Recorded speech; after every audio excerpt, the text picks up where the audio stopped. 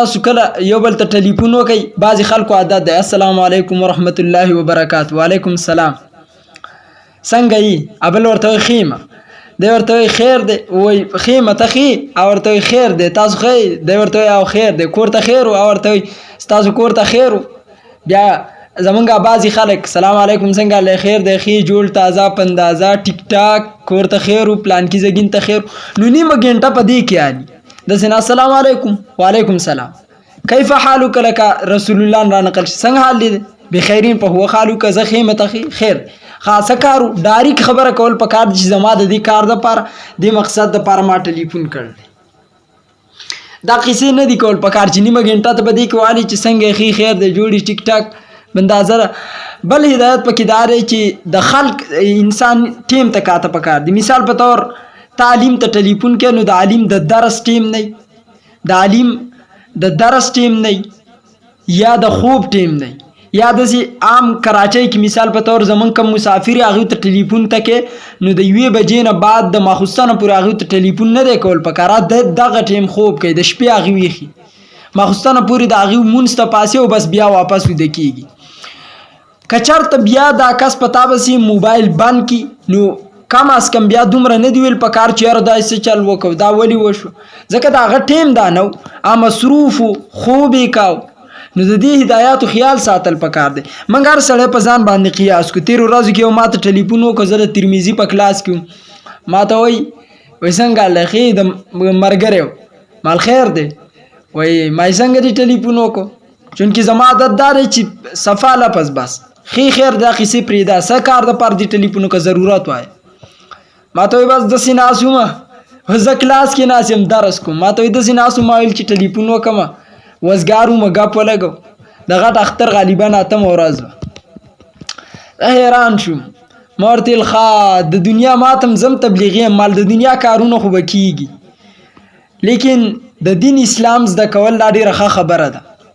ټیک ده ما دلته زمونږ باب روان دی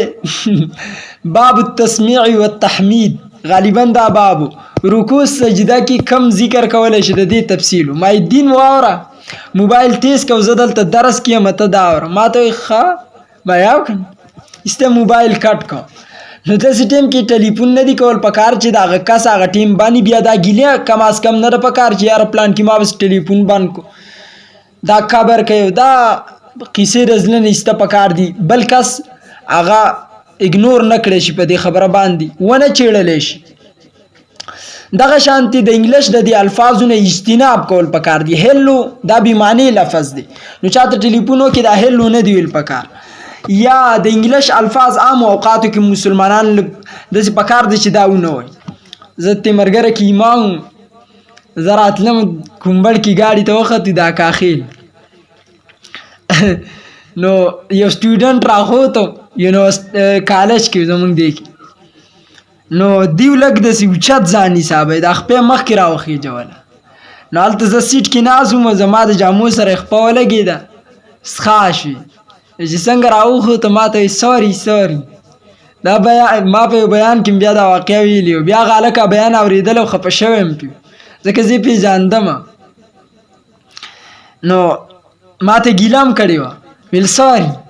نو داسې اخوا یې وکته نو ما ویل ته راشه لږې یخ که دا مولا ته ولې ساري وایي موږ له عربي راځي خو موږ یې د خلکو مخکې نه وایو که نه انګلیش هم راځي وایي واټ هیپن ما داسې وکاته وایي واټ هیپن بیا ورته بل څه جواب نه وي یادو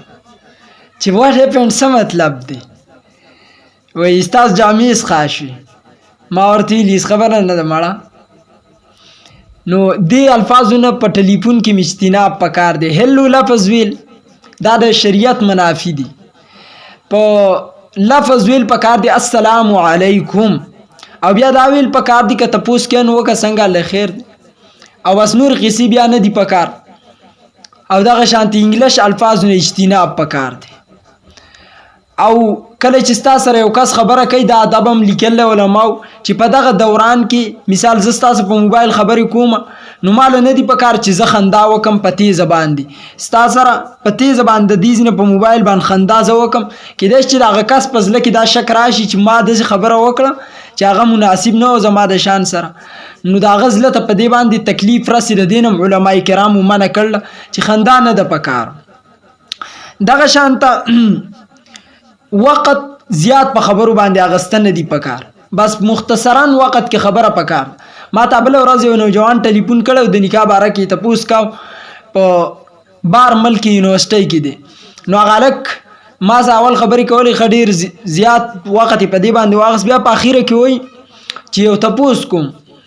نو ما یوکا ویل که ته خو به غوسه کېږي نو ما نه به غوسه کېږم وی مناسب نه دی نو اوس دومره قصې وکړې مناسب دا او دا ته راته ما ورته خپله خبره وکړه ګوره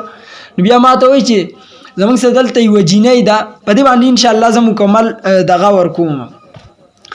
په دې باندې مکمل کلاس زه ورکوم او زما خوښه ده زه ورسره نکاح کوم خو زما مور او پلار پرې راضي نه دي او زما نیت دا دی چې زه به بیا مسلمانه کړم یعنی مسلمان نه ده زه به بیا مسلمانه کړم نو ما ورته دی که خو اسلام حق ورکړل دی خو البته بهتر دا چې مور او پلار پر رضا سره وشي مشران په دې خبرو پي نو صرف د دې وی معمولی مسلې د فارې د مخکې نه 15 غنټې باس وکړو نو داسې نه پکار بس ډاري کن خپل مسله ویل پکار دی علما دې د فار ناس دي چې هغه ته تاسو په وضاحت سره خپل مسله پیش کړي